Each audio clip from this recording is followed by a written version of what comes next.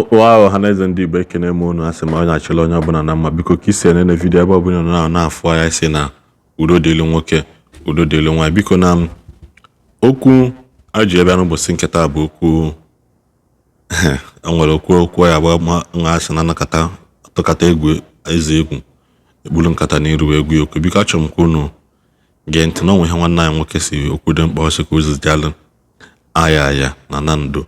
So nene video na anụkwa n'okwu ọnụ ya na-anụkwa na something so zigasịrị Ayaya na Nando ka Ayaya na Nando si wee kọchaa something soko regarding Maazị Nnamdi Kanu maka oyi wapụta Maazị Nnamdi Kanu mgbe aka o sita kwuchi okwu a nwụchi okwu nwa Ayaya na Nando kwuchala mgbe a na-ameghe ọpụta ihe na-emeghezi eme ọ na-enwe ka wee sị ka ochi pike n'elu obili okwu ka Ayaya na Nando matakwa na okwu na-aga warawara na anya na-aga warawara na afọkwa na biko isi na nnecha video kaba arụ na-efola anyị na Facebook subscribe na channel anyị na YouTube gbela notification gị ka isola anyị na-enweta notification mgbe ọbụla atili video nke kachasị mkpa wee bụrụ nna biko ịnnecha video na share la ya ma drop a comment gị na comment section gwa na video ka efu ụmụ Igbo ekele m unu ka echiri ya zelu biko krigodia ife onyonyo anụnwa nwanne anyị nwoke Igwe Ayaya na Nando melu about 2 or 3 days ago now. Krigodo ya bụ ife onyonyo gee ntị ka ọ maka ịnụ ife okwu na ya bụ ife onyonyo kirie ya ọ bụ na ikirisi ya bụ ife onyonyo I will be back to say something about it.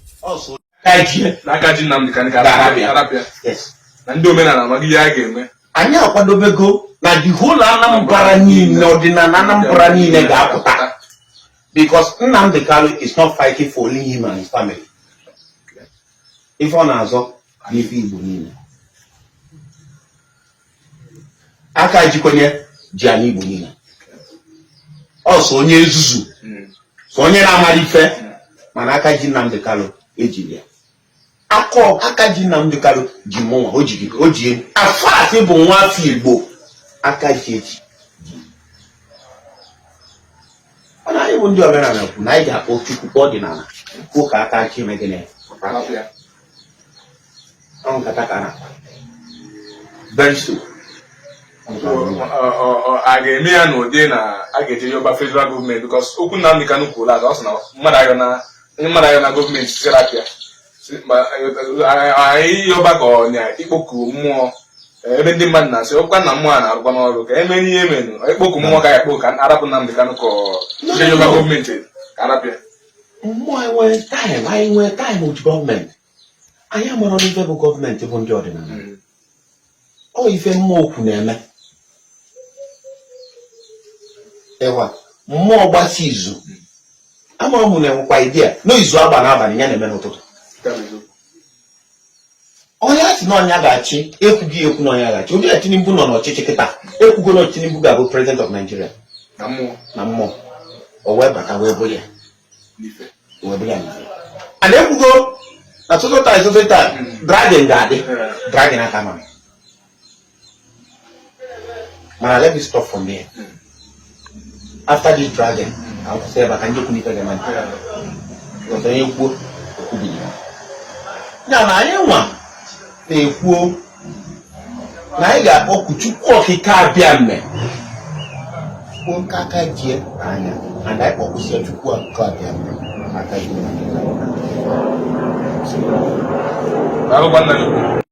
Okay, ọkwa ikiri ya bụ ife onyonyo onye na-emere video a bụ nwanne anyị nwoke bụ Igwe Ayaya na Nando nwa ka na-emere this video so biko ọ bụ na ịnweta ife onyonyo a jisi ike ka ishie ya ka o rute aka nwanne anyị nwoke bụ Igwe Ayaya na Nando abịara m ịkparị gị kama na abịara ka m gwa gị okwu o mere ife nchọ ịgwa gị n'oge gara aga mgbe gị na Okongwu dibịa na-egwodo o nwere one of your video m kiriri o nwere ife ikwuru ebe a wee sị na Okongwu dibịa arịka gị na mmetọ nwa ọgaranya ka ogbugbu ya ọ ife ikwuru de mana ọ nwere ife nchọ ịgwa gị a sị na eze kata eze anya asọkata eze anya ekpuru nkata n'isi gba ya okwu mana ọ bụrụ ị na-anya ekpuru ọmụ nkata achọrọ m na-agwa gị ka ife ihu m anya maka na a sị na ikwu amaghị ibe ezi ya mana before ngakwa n'iru ịgwa gị ife nchọ ịgwa gị now, kirikwa ife onyonyo imelụ na March. Ọ bụ na ishek ya March wee ruo this month I don't know mana how many months ọ bụ. Video nchọ ka unu kiri ugbu a bụ video Igwe na Nando mere na March. Kiri ya bụ video. Ikirigo nke mbụ ngosi gị, kirie nke a. The first video ngosi gị bụ video o mere 2 or 3 days ago. Now, video m chọrọ itinye gị na bụ video ife okwu na March. Onye ọbụla achọrọ achọ n'ife iru na-adị ọtọ. Togini, one ka ngwuru ama maka politics. Ụmụ oge mpụta gọvanọ. Ana ama ife dị ya. Mana ịmara onye achọrọ achọ iru na-adị mma gị na-adị mma ife. Maybe na akpọ go occasion. Enye ji invitation kpọọ go occasion. Ịbịa ka occasion idebesi aka ya etu a wee na-abịa occasion. Mana ọ bụ na enye invitation na-akpọrọ ya occasion. Ịbịakwa occasion ọ bụla na-akpọrọ ikwofu mma na ị ga-akwụ ụgwọ ya. O wee bụrụ ebe okwu m na-aga na asụnọ ife mee ka eji ama odogwu iwu ewu n'igbo kịta eji wayo wee narị Peter Obi ife a. Peter Obi achọrọ m mana m ga-apụta ọbịa. Ọ chọrọ m o ndị ụlọ ụka ka ọ na-eje church to church rapụzie ndị omenala na ọ bụrụ president of Nigeria today ọ na-achị ndị omenala, ọ na-achị ndị ụka, ọ na-achị ndị ala, ọ na-achị ndị na-akpọ drọg, ọ na-achị ndị isi dị mma ma ndị isi na-adịrọ mma, ọ na-achị ma ewu niile dị na Nigeria ma nkịta dị ya. Ya na ọ kwesịrị ịkọnsọlt anyị bụ ndị omenala. Mana ife dị m mwute ụdị esi kwuwa ya adafụrụ gị afọ fụsịkwa anya gbuo onye lie anya bịa na mmezu. Kịta bụ ga-afụ odogwu. Ife m na-agwa ogbo ndị Igbo nwaanyị ya na okwu ngwu taa Tinubu adịghị ka ya ga-eme Tinubu arrest of handing over. Wayo kịta ka m ga-agwa unu na m ga-ewe dị ịchaka ma wee taa ya wee jụọ ọgwụ Peter Obi ya. Ma ọ laiki ya kpọ ma ọ laiki ya kpọ ma ife nna ejọla ọgwụ ya bụ maka mmụ Igbo ka ji eji ọgwụ ya.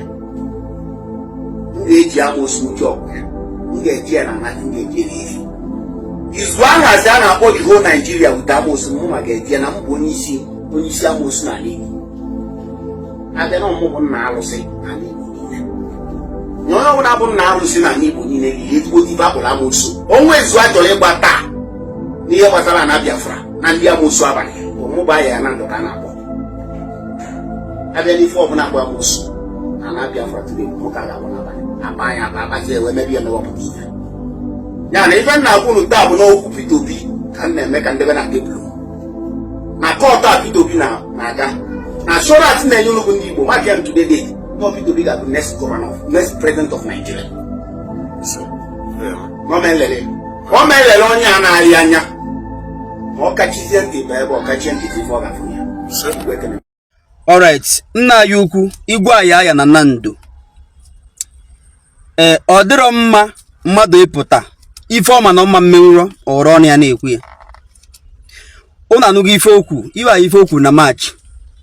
Ọ mekwa one of his video mana enwetara m video aka m igosi unu ya. Ebe okwukwe na okwugekwa maka Maazị Nnamdi Kanu si na ya ga-emenwe ife dị na ya apụta de okwusighị ya since. Unu nụkwa ife okwu mgbe a na-eme election ya ga-eme everything possible ka Peter Obi chia, mara ọbụna Peter Obi achọrọ nka ife niile na mbụ prediction programming the same thing ndị ụka na-eme ọ ife nna ya ukwu mere ife a programming prediction. Ọ bụ na ife ndị okwu na mesịrị mee a na-achanarị aka elu na ọ mara ife ọ na-eme the same thing ndị chọọchị otu a ndị chọọchị sikwa program n'ụnụ na predict stuffs nke a predict bịa mezuo ụna na-achana ha aka elu na-enye ha credit na amụ ife a na-eme mana ife na programming ọ ife na ka ọ na-eme apụta na agwa ụnụ ọ dịka na-eme nkwugheri. Now nna ya ukwu dịka ukwu na mbụ ọ dịrị adị mma mmadụ iji aka ya na-awa onwe ya naanị. Ọ dịrị adị mma mmadụ iji aka ya na-awa onwe ya naanị. Ife ọbụla ịma na ịma mmenwụrọ ejizila ọnụ ga-ekwu ya. Unu ejizila Maazị Nnamdi Kanu were ada uko unu ejizila afọ ya achọ krado. Ihe a bụ ihe jogburu onwe ya. O doro mmiri anya sense na onye ndu anyị bụ Maazị Nnamdi Kanu na-ejie kpesịa ya ikpe si na onwe dị ife o mere si frie ya aka jide onwe ife unu menwu ma ndị pastọs ma ndị dibịa si na-eklem na nwere pawa onwe ife unu menwu. Nke bụkwa eziokwu bụ na onwe ife unu ga-eme about that case.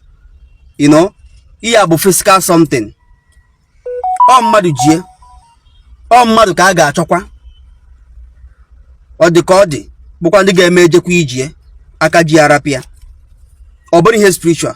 So ọ dịzila apụta eme ịpụta ị na-egosi onwe gị ikwusikwa okwu ife niile ikwuru ala izu ọra eto onwe otukoroba eziokwu. Ihe a bụ mmadụ iwe onwe ya naanị.